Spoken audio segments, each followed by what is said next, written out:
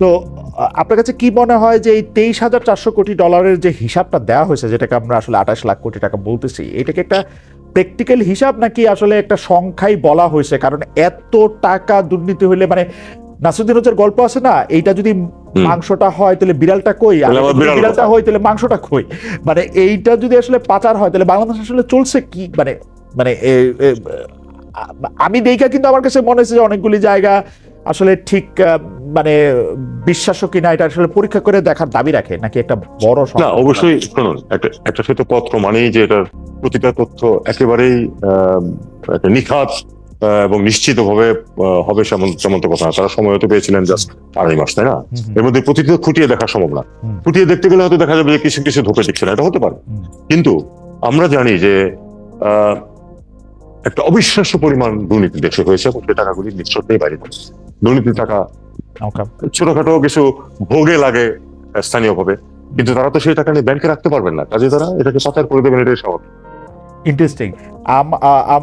আমরা আরেকটা প্রসঙ্গে আসি যে গত মাসে আমরা দেখলাম যে বর্তমান সরকার একজন উপদেষ্টা, আমি নামই বলি, ডক্টর আসিফ নজরুল সুইজারল্যান্ডে হেনস্থার শিকার হয়েছেন। হেনস্থা মানে তাকে আওয়ামী লীগের যারা আছেন তাদের কেউ কেউ, আমরা যতটুকু দেখেছি তার চেয়েও বেশিও নাকি ঘটেছে, যারা দায়ী। মানে আমরা এটার মধ্যে দেখতে পাই সুইজারল্যান্ডে কি আসলে আমাদের একজন অ্যাডভাইজারের কোনো প্রোটোকল নাই? মানে মানে জেনেভাতে তো মিশন আছে যেখান থেকে তিনি আসছিলেন, সেটার মধ্যে তাদের বিরুদ্ধে ব্যবস্থা নেওয়ার কোনো সুযোগ আছে কিনা? প্রোটোকলের জায়গায় কোনো ঘাটতি ছিল কিনা? দেখুন, প্রোটোকলটা কিন্তু বেসিক্যালি, আমি তো দীর্ঘদিন প্রোটোকলে কাজ করেছি। প্রোটোকল হলো কমন সেন্স এবং পরিস্থিতি সামাল দেওয়া উপস্থিত। আমি আসিফ নজরুলের কাছে দুঃখ প্রকাশ করেছি এবং এই জিনিসটা আমি পররাষ্ট্র মন্ত্রণালয়ের দায়িত্বপ্রাপ্ত হিসেবে আমি লজ্জিত এবং দুঃখিত যে ঘটনাটা ঘটেছে। অবশ্যই এটা কোনো অবস্থাতেই ঘটা উচিত ছিল না। যেই একজন অফিসার এবং দায়িত্ব ছিল তাকে প্রোটোকল দেওয়া মুহূর্তে, কারণ ওখানে আমি একটা কথা বলি, মানে সুইস নিয়ম অনুযায়ী শুধু আসলে ফুল টাইম সিকিউরিটি তারা দেয় শুধু রাষ্ট্রপ্রধান, সরকার প্রধান এবং ক্ষেত্র বিশেষ পররাষ্ট্রমন্ত্রী। অন্যদের ক্ষেত্রে তারা যদি তারা স্পেসিফিক পায়, মানে থ্রেট পায়, তখন তারা দেয়। এখন এই ঘটনাটা কিন্তু এই ধরনের ঘটনা প্রথম ঘটেছে।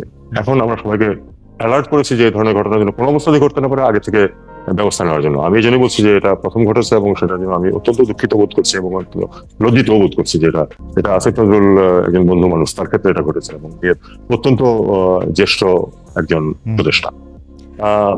যে অফিসার তার সাথে প্রোটোকলের জন্য নিয়োজিত ছিল সে নির্লিপ্ত ছিল বা চুপ ছিল, এটা গ্রহণযোগ্য না।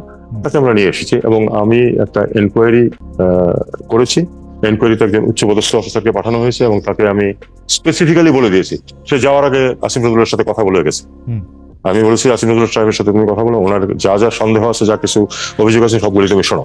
আমি তাকে এটা বলে দিয়েছি যে তুমি ওখানে যাচ্ছ, তুমি আমার কর্মকর্তা, এটা ঠিক, কিন্তু তুমি সেটা সম্পূর্ণ ভুলে যাবে ওখানে গিয়ে। এটা একজন অত্যন্ত ভালো এবং পরিষ্কার মানুষ, আমি তাকে বলছি তুমি কিন্তু তোমাকে দায়িত্ব দেওয়া হচ্ছে যে তুমি সম্পূর্ণ নির্মোহভাবে তুমি এর দিকে তাকাবা এবং আমাকে রিপোর্ট দিবে। আমি সেই রিপোর্টের প্রতীক্ষা আছি। যদি দেখি যে আসলে আর কারো কোনো দোষ আছে, নিতান্তই একটা হঠাৎ করে ঘটনা নয়, যদি কেউ দায়ী হয় অবশ্যই তাকে সেটা মূল্য দিতে হবে। এবং দুর্নীতি তো হয়েছে হাজার হাজার কোটি হিসাবে এক একটা প্রজেক্ট। ধরুন আনুমানিক কমপক্ষে 5, কেউ কেউ বলেন $8 বিলিয়ন চুরি হয়েছে শুধুমাত্র একটি প্রকল্প থেকে, যেটা হলো আপনার ওই রূপপুর প্রকল্প। খুব কনজারভেটিভ এস্টিমেট যে $5 বিলিয়ন এখান থেকে চলে যাচ্ছে। আপনি হিসাব করুন তাহলে। এইভাবে কিন্তু যদি যেতে থাকে, আপনি যদি অন্যান্য প্রজেক্ট গুলি দেখেন, প্রত্যেকটা প্রজেক্ট শুরু হয় যা তার থেকে দ্বিগুণ বেশি বা তার থেকে বেশি খরচ হয়। কিন্তু রূপপুর তো রাশিয়ার, মানে রূপপুর দিয়ে টাকা পাচার করার সুবিধা হয়েছে বেশি, মানে এটা আমি বলতে পারবো না। তবে হিসাবটা খুব সহজ। হিসাবটা হচ্ছে এরকম যে পার্লামেন্টে দাঁড়িয়ে ইয়াফিজ ওসমান বলেছেন যে ভারতের সিমিলার প্রকল্পের তুলনায় আমাদের এই প্রকল্পে 40,000 কোটি টাকা বেশি ব্যয় হয়েছে। 40,000 কোটি টাকা বেশি ব্যয় হয়েছে একটি প্রকল্পে। এটা কিন্তু পার্লামেন্টের প্রশ্নোত্তরে উনি উল্লেখ করেছেন। আপনি জানেন কি যে তার স্ট্যাটাসটা কি? জনাব তারেক রহমান কি এখন বাংলাদেশের নাগরিক, ব্রিটেনের নাগরিক? পাসপোর্ট বাদ দিছেন, পাসপোর্ট আসে, আসলে কি মানে স্ট্যাটাসটা কি তার এখন? আমি আসলে সত্যিকার অর্থে এ ব্যাপারে নিশ্চিত কোনো তথ্য আমার কাছে আপনার কৌতূহল হয় না? আপনার কৌতূহল হয় না? সত্যি কথা বলি, কৌতূহল, আমার তো সাংঘাতিক কৌতূহল। আমি আপনার চেয়ারে বসলে প্রথমেই দেখতাম যে আসলে উনি কি এটা দেখার জন্য। শেখ হাসিনারটাও আমার দেখার দারুণ কৌতূহল হয়, তারেক সাহেবেরটাও দেখার দারুণ কৌতূহল হয় যে মানে তাদের স্ট্যাটাসটা। দেখুন আপনার যা পেশা ওখানে কৌতূহলটা হলো অত্যন্ত গুরুত্বপূর্ণ। আচ্ছা, আর আমার যা পেশা সেখানে কৌতূহলটাকে চেপে রাখাটা হলো কাজ ছিল। এখন আমি বলি না সেটা, আমি তখন আসলে আমি তখন আর ডিপ্লোম্যাট নই, এখন আমাকে একটা দায়িত্ব দেওয়া হয়েছে পররাষ্ট্র মন্ত্রণালয়ে। কাজেই সেখানে আমি হয়তো কৌতূহল দেখাতে যাব না, কারণ যদি উনি দেশে ফিরে আসতে হয় তাকে, যদি উনি ওনার পাসপোর্ট নবায়ন তো করা হয়নি আমি যতটুকু জানি গত সরকারের সময়, সেক্ষেত্রে উনি যদি চান একটা পাসপোর্ট সেটার জন্য ব্যবস্থা, না ট্রাভেল ডকুমেন্ট হতে পারে, এমনকি যদি উনি দীর্ঘ সময় নিতে চাইলে উনি পাসপোর্টও চাইতে পারেন মিশনে গিয়ে, তখন পাসপোর্ট তো ঢাকায় তৈরি হবে, কাজে সেই সময় যদি ওনার থাকে সেটা উনি করতে পারেন, অথবা তিনি আমরা একদিনের মধ্যে ট্রাভেল ডকুমেন্ট দিতে পারি তাকে, ওয়ান ওয়ে উনি আসবেন ঢাকায়, সে উনি পাসপোর্ট দিতে পারেন। এটা খুবই একটা প্রসিডিউরাল ব্যাপার, কাজে এটা নিয়ে আমার উৎসাহ তত বেশি না, আপনাদের তো সাংবাদিক উৎসাহ থাকতেই পারে। উৎসাহ না, কিন্তু আমার অনেক কৌতূহল যে মানে জনাব তারেক রহমান কি তার পাসপোর্ট আসলে তার এতদিন ছিল, আপনার সেই কৌতূহল মেটান না কেন? আপনারা তো মেটাতে পারেন, সুযোগ তো নাই। কেন সাংবাদিকরা তো জিজ্ঞেস করতে পারেন তাকে? না জিজ্ঞেস করা হয় মানে তাকে তো জিজ্ঞেস আমি তো মানে করতেই চাই বা করেছিও আমার মতো করে, কিন্তু জবাব তো আসলে দেওয়া না দেওয়া সেটা এখন আপনি জবাবের অপেক্ষা করেন, দেখেন কি হয়। না জবাবেরই অপেক্ষা করতেছি, আপনাকে শুধু জানতে চাইলাম আর কি। আমার শেষ প্রশ্ন, 21 আগস্ট গ্রেনেড হামলার ন্যায় বিচার নিশ্চিতের বদলে শেখ হাসিনা সরকারের একটা রাজনৈতিক উদ্দেশ্য চরিতার্থ করার প্রবণতা আমরা দেখেছি, যে কারণ হচ্ছে 3 বার আয় বদল করে 4বার আসলে তারেক রহমানের নাম সেখানে সাপ্লিমেন্টারি ইয়া দিয়ে ঢুকানো হয়েছে, কিন্তু যে হামলায় 24 জন নিহত হয়েছে, মানে আমি একটু বলেও রাখি, ওই 21 আগস্টের গ্রেনেড হামলার সময় আমি কিন্তু মাঠে দায়িত্বপ্রাপ্ত মানে রিপোর্টার, এবং প্রথম আলোর ওই দিন তো এইটার এই যে হামলা 24 জন নিহত হয়েছে, 3 শতাধিক নারী ও পুরুষ আহত হয়েছে, তার যদি বিচার না হয়, আমরা এখন কিন্তু দেখতে পাচ্ছি যে সেটাকে কার্পেটের নিচে ঢুকে যাওয়ার একটা দেখা দিচ্ছে। তবে বিদেশে বাংলাদেশ নিয়ে বার্তা কি হবে, আপনি এটাকে আসলে কিভাবে দেখেন? মানে I want to your take on it. প্রথমত হলো যে বিচারালয়ের কোনো বিষয়ে আমি মন্তব্য করতে চাই না। দ্বিতীয় হচ্ছে যে আমি অবশ্যই চাই যে কোনো অপরাধের বিচার হোক এবং সেটা যেন ন্যায় বিচার হয়। আপনিই বলছেন যে এটাতে বিভিন্ন ধরনের ম্যানিপুলেশন হয়েছে আগে, এটা সবসময় ন্যায় বিচারের জন্য কিন্তু এই ধরনের কার্যক্রম সবসময় ক্ষতিকর, তো সেই ক্ষতিকর কাজটি হয়ে গেছে। এখন আমি জানি না আদালত ঠিক করবেন যে আসলে যারা নিহত হয়েছেন তারা ন্যায় বিচার পাবেন কিনা, কিভাবে পাবেন, এটা তো আমার আসলে বলার মতো কোনো এখতিয়ার নাই। না, আদালতে আমরাও মন্তব্য করতে চাই না, কিন্তু এই ঘটনার ক্ষেত্রে আমরা যাদের তদন্তকারী কর্মকর্তাকে জুডিশিয়ারি এক্সটেন্ডেড হেড মনে করি, আপনি নিশ্চয়ই জানেন যে বিএনপি এর জন্য একটি জজমেন্ট সৃষ্টি করেছিল, একটি বানানো লোক, তারপরে আওয়ামী লীগ এসে এটিকে তদন্ত করার নামে 3 বার আইও চেঞ্জ করে তার প্রধান রাজনৈতিক প্রতিপক্ষকে আরেকজন তদন্তকারী কর্মকর্তা তার নাম ঢুকাইছে, এবং যিনি তদন্তকারী কর্মকর্তা ছিলেন তাকে আবার এমপি পদে নমিনেশন দিছে, অন্যায়। কিন্তু ঘটনা দিচ্ছে যে এই 24 জন নিহত করা শেখ হাসিনাকে মারার এই অ্যাটেম্পটের এটার ফলে এখন আবার কেউ মানে এটার জন্য দায়ী না, এরকম একটা ভাইব আমরা পাচ্ছি যে কেউ এটার মধ্যে জড়িত না। যেখানে আপনার বন্ধু, আপনার উপদেষ্টার মধ্যে প্রফেসর আসিফ নজরুল আমাকে স্পষ্ট বলেছিলেন যে অবশ্যই এইটার মধ্যে থেকে কেউ না কেউ এটার মধ্যে জড়িত থাকার কথা।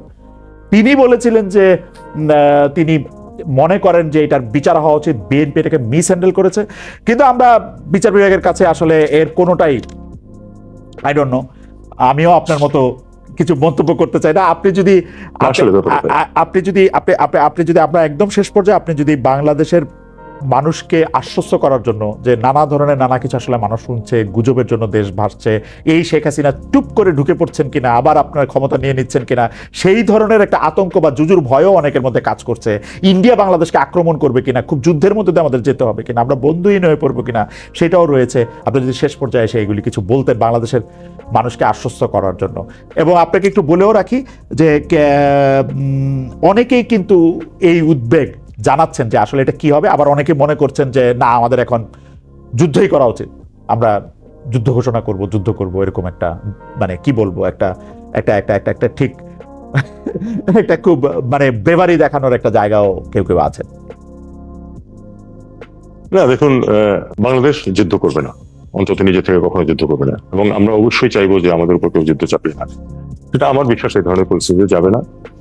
আমি মনে করি যে এই মুহূর্তে বিশেষ করে পারিপার্শ্বিক পরিস্থিতির কারণে যেসব ঘটনা ঘটছে গত কিছুদিনে, আমি বিশ্বাস করি যে বাংলাদেশের মানুষের মধ্যে এক ধরনের অন্তত কিছু বিষয়ে জাতীয় ঐক্যমতের সৃষ্টি হয়েছে এবং এক ধরনের ওয়াননেস দেখা দিয়েছে, যেটা একটা ভালো জিনিস। আমি মনে করি যে বাংলাদেশের মানুষ যদি একতাবদ্ধ হতে পারে, তারা অনেক বাধাকে জয় করতে পারে, এবং বাংলাদেশের যে অগ্রগতি সেটা কিন্তু প্যারাডক্স বলেছেন অনেকেই, কারণ তারা কারণ খুঁজে পাচ্ছিলেন না। আসলে বাংলাদেশের মানুষ অনেক কিছু করতে পারে, সেটা আমাদের যে তরুণ প্রজন্ম তারা দেখিয়েছে, যে ছাত্ররা বেরিয়েছে তারা দেখেছে, যে তারা দেখিয়েছে যে তারা দেশের ভবিষ্যৎ নিয়ে কনসার্ন তারা, এবং তারা সেই ভবিষ্যৎ বিনির্মাণ করতে আগ্রহী, এবং সেটার প্রয়োজনে তারা সেজন্য চরম আত্মত্যাগ করতে রাজি আছে। আমি মনে করি বাংলাদেশের জন্য সবচেয়ে বড় সম্পদ হচ্ছে এটা যে আমাদের যে ইয়াং জেনারেশন আছে তারা দেশের স্বার্থের ব্যাপারে ঐক্যবদ্ধ হবে। কিছু ধরুন যখন চ্যালেঞ্জ কম থাকবে তখন দেখা যাবে যে কিছু ডিভিশন হচ্ছে, কিন্তু যখন আবার বড় চ্যালেঞ্জ দেখা দেবে, আমি নিশ্চিন্ত বাংলাদেশের যে ইয়াং জেনারেশন, যেটা আমাদের পরের জেনারেশন, যেটা তারা ঐক্যবদ্ধ থাকবে এবং তারা যে কোনো পরিস্থিতি মোকাবেলার জন্য প্রস্তুত থাকবে।